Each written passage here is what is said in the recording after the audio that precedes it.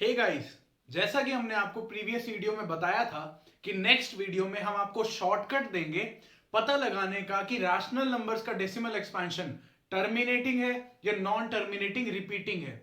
तो उस शॉर्टकट को सीखने के लिए चलो एनसीईआरटी एक्सरसाइज 1.4 के क्वेश्चन नंबर 1 पे चलते हैं, जो कि है without using long division method. बिना एक्चुअली लॉन्ग डिवीजन मेथड को यूज किए find out whether the decimal expansion of the following rational numbers is terminating or non terminating repeating। तो सबसे पहला हम क्वेश्चन ले लेते हैं।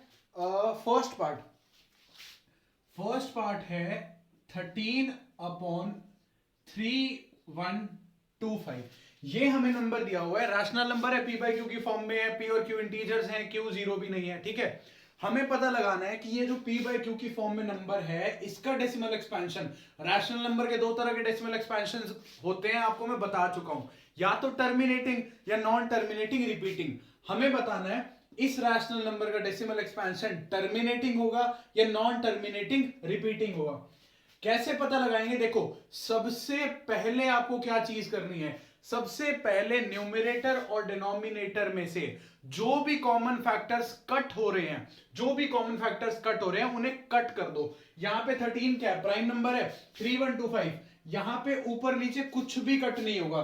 फिर क्या करना है, जब आप ऊपर नीचे सब कुछ कट कर दोगे, ऊपर नीचे जो कॉमन फैक्टर्स है, देखो अगर कट हो रहे हैं ठीक है, नहीं हो रहे तो क्या करना है, जो भी न्यूमरेटर और डिनोमिनेटर, अब आपने डिनोमिनेटर की प्राइम फैक्टराइजेशन करनी है। जो यहां डिनोमिनेटर है 3125, जो मेरा रैशनल नंबर में डिनोमिनेटर है 3125, इसकी प्राइम फैक्टराइजेशन करनी है। तो 3125 की प्राइम फैक्टराइजेशन करेंगे, ये 2 से डिविजिबल नहीं है, 3 से भी डिविजिबल नहीं है। 3 के बाद कौन सा प्राइम नंबर आता है? 5।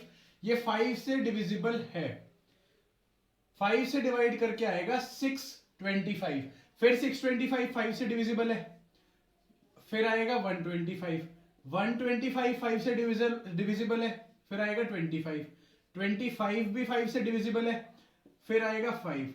और 5 क्योंकि खुद एक प्राइम नंबर है तो हम एज इट इज उसे लिख देंगे। तो यहां पे देखो 3125, इसको मैंने किस फॉर्म में लिख दिया? 5 multiplied bye 5 multiplied bye 5 multiplied bye 5 multiplied bye 5। कितनी बार? 5 को मैंने खुद से 5 टाइम्स मल्टीप्लाई किया तो मुझे 3125 मिलेगा। 5 की पावर 5, 5 टू दी पावर 5 हो गया 3125। देखो दोबारा से, न्यूमरेटर और डिनोमिनेटर में जो भी कॉमन फैक्टर्स है पहले उन्हें कट करो, उसके बाद जब उनको आप डिवाइड कर दो, कट कर दोगे, तो जो 3125 है, 3125 जो डिनोमिनेटर है, जो भी डिनोमिनेटर होगा उसकी, हमें न्यूमरेटर को देखना ही नहीं है, सिंपली डिनोमिनेटर की प्राइम फैक्टराइजेशन ही हमें बता देगी डेसिमल एक्सपेंशन टर्मिनेटिंग है या नॉन टर्मिनेटिंग रिपीटिंग है। तो क्या करेंगे, 3125 की प्राइम फैक्टराइजेशन करो। डिनोमिनेटर की जो प्राइम फैक्टराइजेशन होगी, अगर वो 2 to the power n 5 to the power m की फॉर्म में होती है, जहां पे n and m are non negative integers, जहां पे n और m क्या हो? Non negative integers. Non negative integers मैं आपको ऑलरेडी बता चुका हूं क्या होते हैं, वो इंटीजर्स जो नेगेटिव ना हो, मतलब -1 -2 -3 -4 एंड सो ऑन। जो नेगेटिव इंटीजर्स है उनको छोड़ के जितने भी इंटीजर्स है वो नॉन नेगेटिव है। तो कौन से होंगे non negative integers? 0 1 2 3 and so on, मतलब होल नंबर्स की बात कर रहा हूं मैं यहां पे।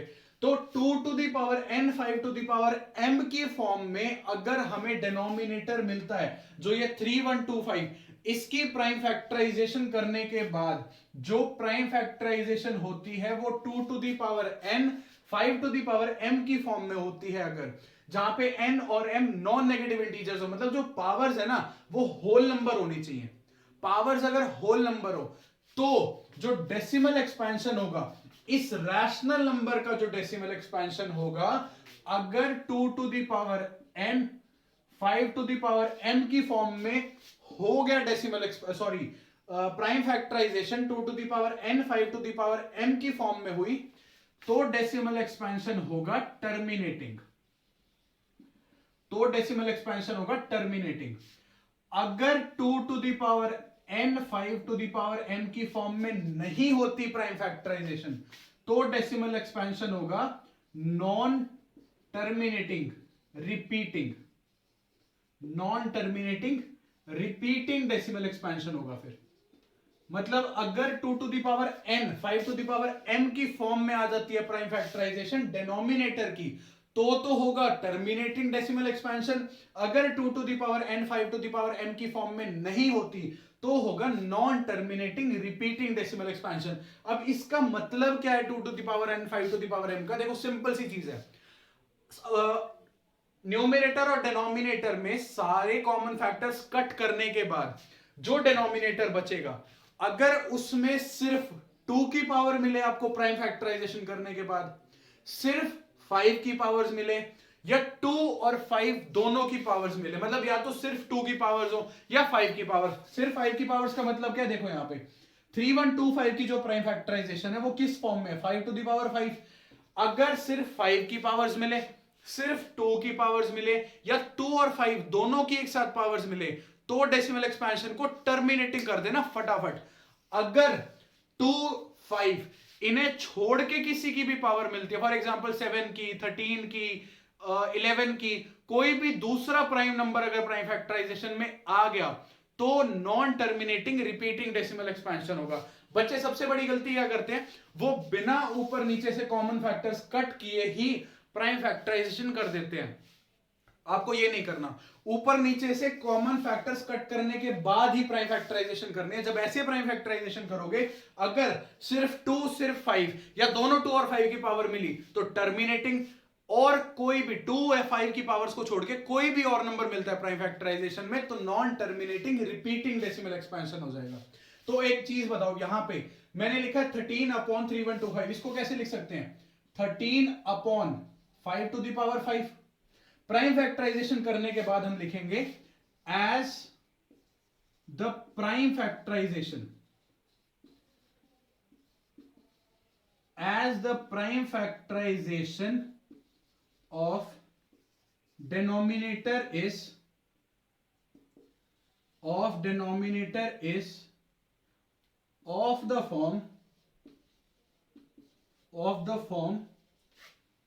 2 to the power n 5 to the power m, therefore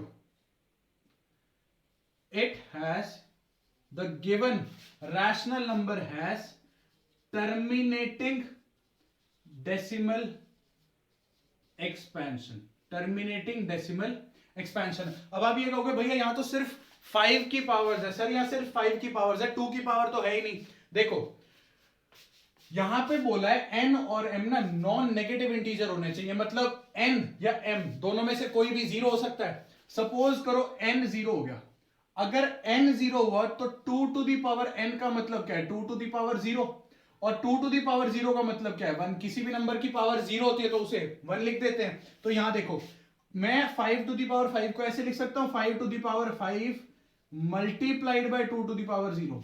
तो यहां पे जो प्राइम फैक्टराइजेशन है 5 to the power 5 into 2 to the power 0, 2 to the power n 5 to the power m की फॉर्म में हो गई। इसीलिए मैंने बोला था कि आपको 2 की 5 की या दोनों की पावर्स मिले तो terminating, otherwise non terminating repeating. ये सिंपल सी चीज है, यही आपको समझना है बस।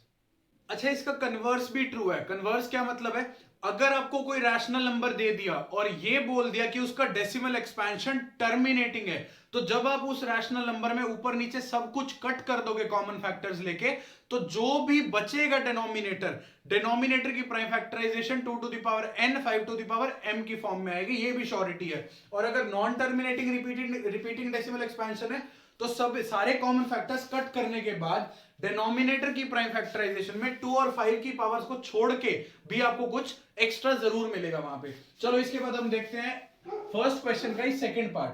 उसमें क्या 17/8। अब 17 और 8 में कोई कॉमन फैक्टर नहीं है 1 को छोड़ के, तो क्या करेंगे? ये कोप्राइम हो गए। देखो कोप्राइम क्या होता है? जिनका हाईएस्ट कॉमन फैक्टर HCF 1 हो जाता है। तो यहां पे 17/8, ये दोनों 17 और 8 क्या हो गए? कोप्राइम। कोप्राइम होने के बाद मतलब ये जो फ्रैक्शन है ये रिड्यूस्ड फॉर्म में है, ऊपर नीचे इस रैशनल नंबर में कुछ भी कट नहीं हो सकता। फिर क्या करेंगे? 8 की प्राइम फैक्टराइजेशन। तो 8 की जो प्राइम फैक्टराइजेशन होगी that will be equal to 8 will be equal to 2 cube. फिर हम क्या कहेंगे? As the prime factorization of denominator is of the form 2 to the power n 5 to the power m, therefore the decimal expansion is आप बताओ terminating या non terminating, repeating? हाँ बिल्कुल terminating ही होगा। तो यहां देखो 455, अब 455 और 64 में यहां पे भी कुछ कट नहीं हो रहा, तो जब आप 455 इसकी जब प्राइम फैक्टराइजेशन करेंगे तो ये आएगा 5 से डिवाइड होगा, ये होगा 91, फिर 7 से डिवाइड होगा, आ जाएगा 13 और 13 जा 1। तो जो 455 डिनोमिनेटर है उसकी जो प्राइम फैक्टराइजेशन है that will B 5 into 7 into 13। यहां पे देखो 2 की पावर नहीं है, ठीक है, 5 की पावर है, लेकिन 5 के साथ 7 और 13 की भी पावर्स है, इसीलिए क्या होगा, नॉन टर्मिनेटिंग रिपीटिंग। अच्छा यहां देखो ये थोड़ा सा डिफरेंट है, इसमें क्या है, जो डिनोमिनेटर है ना वो किसी नंबर की फॉर्म में नहीं दिया हुआ, डिनोमिनेटर ऑलरेडी आपको प्राइम फैक्टराइज होके दिया हुआ है, प्राइम फैक्टराइज है ऑलरेडी डिनोमिनेटर। तो क्या करेंगे यहाँ पे देखो, सबसे पहले जो क्या ऊपर नीचे कुछ कट हो रहा है, नहीं कट हो रहा, 23 खुद क्या एक प्राइम नंबर है। फिर क्या होगा, जब कुछ कट नहीं हो रहा तो डिनोमिनेटर जो है उसकी prime factorization 2 to the power n 5 to the power m की फॉर्म में, तो ये हो गया terminating repeating decimal expansion, sorry terminating decimal expansion. अच्छा 129 upon 2 square 5 to the power 7 7 to the power 5, इसमें भी ऊपर नीचे कुछ कट नहीं होगा, चेक कर लेना। और 2 और 5 की पावर्स के साथ 7 की पावर हो गई, इसीलिए ये नॉन टर्मिनेटिंग रिपीटिंग होगा। अच्छा यहां देखो, अब मैं इसको 6 और 15 इनका कॉमन फैक्टर है 3, तो क्या करते हैं, वो कट कर देते हैं, जब कट करेंगे तो यहां मिलेगा 2 और 5। अब जो डिनोमिनेटर है उसकी प्राइम फैक्टराइजेशन, क्योंकि खुद प्राइम नंबर आ गया तो 5 की प्राइम फैक्टराइजेशन खुद 5 होगी, मतलब जो डिनोमिनेटर की प्राइम फैक्टराइजेशन है वो 2 to the power n 5 to the power m की फॉर्म में ही है, तो ये क्या होगा, टर्मिनेटिंग डेसिमल एक्सपेंशन आएगा इसका आंसर। ठीक है, अब एक्सरसाइज का क्वेश्चन नंबर 2 करेंगे। क्वेश्चन नंबर 2 क्या है, write down the decimal expansion of those rational numbers in question 1 which have a terminating decimal expansion। क्या कह रहे हैं, जिन रैशनल नंबर्स का, क्वेश्चन नंबर 1 में हमने सभी पार्ट्स में चेक कर लिया किसका डेसिमल एक्सपेंशन टर्मिनेटिंग है, किसका decimal expansion non terminating repeating है। वो कह रहा है कि चेक करो, सॉरी डेसिमल एक्सपेंशन लिखो उन नंबर्स का जिनका डेसिमल एक्सपेंशन टर्मिनेटिंग आएगा। देखो फर्स्ट क्वेश्चन में तो हमने सिर्फ टाइप पता की है कि टर्मिनेटिंग है, नॉन टर्मिनेटिंग, रिपीटिंग। अब उन्होंने कहा है डेसिमल एक्सपेंशन निकाल के दिखाओ। डेसिमल एक्सपेंशन निकालने के पास हमारे पास, डेसिमल एक्सपेंशन निकालने के लिए हमारे पास एक कन्वेंशनल तरीका क्या है कि डिवाइड कर दो सिंपली लॉन्ग डिवीजन मेथड से, लेकिन यहां पे इस टाइप के क्वेश्चन में हम कन्वेंशनली डिवाइड नहीं करेंगे लॉन्ग डिवीजन से। क्या करेंगे, देखो ध्यान से, हमने फर्स्ट पार्ट लिया था वो टर्मिनेटिंग डेसिमल, क्वेश्चन नंबर 1 का first part terminating decimal expansion था। कैसे पता लगा था, जब यहां पे कुछ भी कट नहीं हो रहा था, तो 3125 इसकी जो प्राइम फैक्टराइजेशन थी ये थी 5 टू द पावर 5 की फॉर्म में। किस फॉर्म में आई थी, 5 टू द पावर 5 की फॉर्म में आई थी। अब हम क्या करेंगे, देखो 13 अपॉन 3125 इसको हम लिख सकते हैं 13 अपॉन 5 टू द पावर 5। अब हमें इस डेसिमल एक्सपेंशन, जो टर्मिनेटिंग डेसिमल एक्सपेंशन है, इसका डेसिमल एक्सपेंशन कैसे बताएंगे कि क्या डेसिमल एक्सपेंशन आएगा। ध्यान से देखो, यहां 5 की पावर्स है, क्या 2 की पावर है, यहां पे नहीं है। अच्छा 5 की पावर क्या है, 5 टू द पावर 5 है। हमें यहां पे 2 की पावर इंट्रोड्यूस करनी पड़ेगी, वो भी कौन सी पावर, जो 5 की पावर के बराबर हो जाए। हमें 2 और 5 दोनों की पावर, देखो जब भी टर्मिनेटिंग डेसिमल एक्सपेंशन पता हो और हमें बताना है कि क्या होगा डेसिमल एक्सपेंशन, वो निकाल के दिखाना है, तो 5 की पावर दे रखी है यहां पे, हमें 2 की पावर भी इंट्रोड्यूस करनी पड़ेगी और इस तरीके से इंट्रोड्यूस करनी पड़ेगी कि दोनों की पावर सेम हो जाए। यहां पे 2 की एक भी पावर नहीं थी, तो मैंने नीचे 2 टू द पावर 5 से मल्टीप्लाई किया, तो ऊपर भी किससे मल्टीप्लाई होगा, 2 टू द पावर 5 से। अच्छा अब नीचे देखो, नीचे आपको सॉल्व नहीं करना, 2 टू द पावर 5 क्या होता है, ध्यान से देखो। अब हम करेंगे 13 into 2 to the power 5 divided by 5 to the power 5 into 2 to the power 5।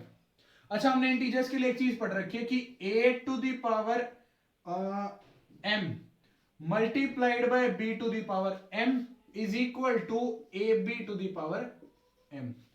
मतलब अगर दो इंटीजर्स हैं उनकी पावर सेम है और वो मल्टीप्लाई हो रहे हैं, तो दो इंटीजर्स को मल्टीप्लाई कर दो और पावर एक ही बारी ले लो दोनों के, प्रोडक्ट पे। तो यहां देखो 5 to the power 5, 2 to the power 5, तो इसको मैं कैसे लिख दूंगा 13 इंटू, अब जो ऊपर वाली पावर है उसको सॉल्व कर देना हर बार, तो ये हो गया 13 इंटू 32, लेकिन नीचे क्या हो गया 5 to the power 5 into 2 to the power 5, 5 into 2 to the power 5। देखो इसी तरीके से तो मैंने इसको लिख दिया 5 इंटू 2 to the power 5। अब 13 इंटू 32, 13 इंटू 32 हो गया आपका 32 इंटू 13 320 और 96, this will be equal to 416। तो ये आ गया आपका 416 upon 10 to the power 5, 416 upon 10 to the power 5, 5 टू सा 10 हो गया 10 टू द पावर 5। अब 10 टू द पावर 5 का मतलब क्या है,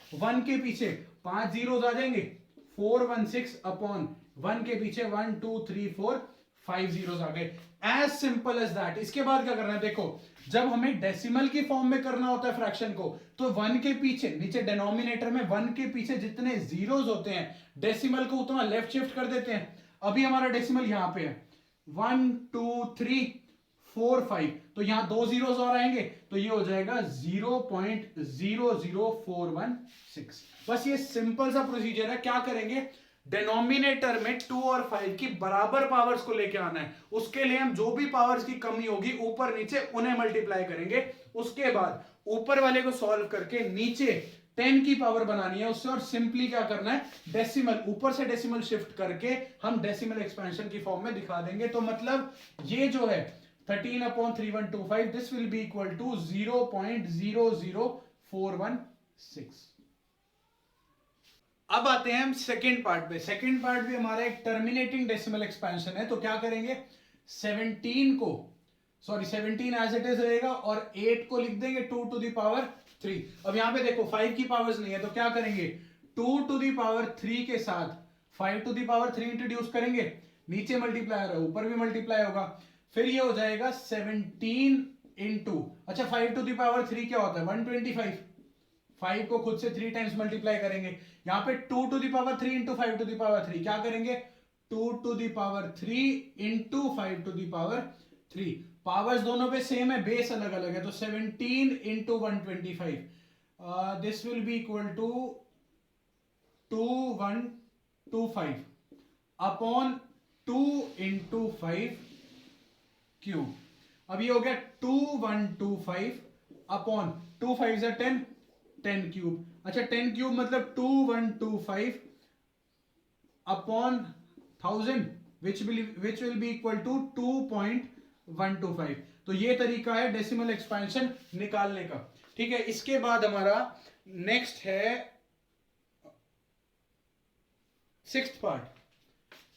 इसके बाद हमारा नेक्स्ट है सिक्स्थ पार्ट। सिक्स्थ पार्ट क्या है 23 अपॉन 2 क्यूब इंटू 5 स्क्वायर। अच्छा यहां देखो, यहां पे ऑलरेडी प्राइम फैक्टराइज्ड है और 2 टू द पावर 3 है, 5 टू द पावर 2 है, हमें पावर्स बराबर बनानी है। और बराबर कौन सी पावर बनेगी, जो बड़ी होगी, बड़ी पावर के बराबर बनाएंगे। यहां पे 2 की पावर क्या है 3, 5 की पावर है 2, तो कौन सी पावर बड़ी है 3, तो मतलब मुझे 5 की पावर को भी 2 की जगह 3 लाना पड़ेगा। अब यहां देखो 5 खुद से 2 बार मल्टीप्लाई हो रहा है, मुझे करना है 3 बार, तो मुझे एक और 5 मल्टीप्लाई करना पड़ेगा, तो यहां पे ऊपर और नीचे दोनों जगह एक एक 5 मल्टीप्लाई कर देते हैं। जब ऊपर मल्टीप्लाई होगा 23 इंटू 5 और नीचे हो जाएगा 2 क्यूब इंटू 2 5 ऑलरेडी प्रेजेंट है, एक और 5 हो गया तो ये 5 cube. 23 into 5 this will be equal to 115 upon 2 into 5 whole cube. अच्छा 115 अपॉन 10 क्यूब हो गया ये, अच्छा 115 अपॉन 10 क्यूब मतलब 1000, तो this will be equal to 0.115। तो ये सिंपल सा प्रोसीजर है दोस्तों। क्या करना है, टर्मिनेटिंग डेसिमल एक्सपेंशन को दिखाने का, मतलब टर्मिनेटिंग डेसिमल एक्सपेंशन अगर आपको पता हो तो डेसिमल एक्सपेंशन निकालने का कि क्या डेसिमल एक्सपेंशन आएगा। अच्छा यही क्वेश्चन ना बोर्ड में किस तरीके से ज्यादातर पूछा जाता है, after how many places, for example ये ले लेते हैं, तो इसमें पूछा जाएगा after how many places will the decimal expansion of 17 upon 8 terminate. लिख लो इस क्वेश्चन को, आफ्टर हाउ मेनी प्लेसेस, ये क्वेश्चन आपको बहुत सारी बुक्स में भी देखने को मिलेगा। After how many places will the decimal expansion of 17/8 terminate. मुझे ये बताना है कितनी प्लेसेस के बाद टर्मिनेट करेगा, उसका भी सेम प्रोसीजर है। देखो क्या करेंगे, 17/8 है, इसको लिखते हैं 17/2 फटाफट से दिमाग में फटाफट स्ट्राइक करना चाहिए कि पावर क्या है यहाँ पे हाईएस्ट 3, तो 3 प्लेसेस के बाद टर्मिनेट करेगा। अगर 1 मार्क में आया तो सीधा लिख देंगे कितने प्लेसेस के बाद टर्मिनेट करेगा। अगर 2 मार्क्स में आता है तो आपको ऐसे सॉल्व करके और एंड में लिखना पड़ेगा therefore the decimal expansion terminates after 3 places. अब देखो एक्सरसाइज 1.4 के थर्ड क्वेश्चन में क्या करना है, हमें 3 डेसिमल एक्सपेंशंस दिए हुए हैं और ये बताना है ये डेसिमल एक्सपेंशंस जो है ये रैशनल नंबर्स हैं या इरैशनल नंबर्स हैं। तो रैशनल नंबर कैसे पता लगता है डेसिमल एक्सपेंशन को देख के, अगर टर्मिनेटिंग हो, डेसिमल एक्सपेंशन टर्मिनेटिंग हो तो भी रैशनल होगा, नॉन टर्मिनेटिंग रिपीटिंग हो तो भी रैशनल होगा, अगर इरैशनल होगा तो decimal expansion non terminating non repeating होगा। तो यहां देखो फर्स्ट पार्ट में डेसिमल एक्सपेंशन टर्मिनेट हो रहा है क्योंकि पीछे कोई डॉट्स नहीं है, टर्मिनेट हो रहा है, और तो ये क्या हो गया, रैशनल नंबर हो गया। सेकेंड पार्ट में नॉन टर्मिनेटिंग है, साथ में रिपीट भी नहीं हो रहा कुछ, non terminating non repeating, second part हो गया इरैशनल। थर्ड पार्ट जो है इसमें टर्मिनेट नहीं हो रहा लेकिन बार लगा हुआ है, मतलब ये डिजिट्स रिपीट हो रहे हैं 1 2 3 4 5 6 7 8 9, फिर दोबारा 1 2 3 4 5 6 7 8 9, फिर दोबारा ऐसे ही चलता रहेगा। तो ये कैसा हो गया, नॉन टर्मिनेटिंग रिपीटिंग। तो थर्ड पार्ट कैसा हो गया, रैशनल। मतलब फर्स्ट और थर्ड पार्ट रैशनल है, सेकेंड पार्ट इरैशनल। उसके बाद उसने पूछा है अगर रैशनल नंबर्स हैं तो बताओ उनका डेसिमल एक्सपेंशन, जो डिनोमिनेटर है, जैसे ये दोनों रैशनल नंबर्स हैं तो इनको जब मैं p बाय क्यू की फॉर्म में लिखूंगा तो जो डिनोमिनेटर होगा q, उसकी जो प्राइम फैक्टराइजेशन है वो कैसी होगी। देखो ये वाला, अगर मैं इसको रैशनल नंबर की फॉर्म में लिखूं, p बाय क्यू की फॉर्म में लिखूं तो टर्मिनेट हो रहा है, तो डेसिमल एक्सपेंशन टर्मिनेट होने की वजह से जो डिनोमिनेटर होगा उसकी prime factorization 2 to the power n 5 to the power m की फॉर्म में होगी। थर्ड पार्ट में नॉन टर्मिनेटिंग रिपीटिंग है तो decimal expansion 2 to the power n 5 to the power m form में नहीं होगा। यही था हमारा थर्ड क्वेश्चन, लास्ट क्वेश्चन इस एक्सरसाइज का। तो गाइज आपके प्यार और सपोर्ट के साथ हमने फर्स्ट चैप्टर की एनसीईआरटी कर ली कंप्लीट। अगर आपको एनसीईआरटी की चारों एक्सरसाइजेस समझ में आई हो तो वीडियो को लाइक और शेयर जरूर करें, साथ ही साथ बाकी चैप्टर्स कवर करने के लिए भी चैनल को सब्सक्राइब करना ना भूलें।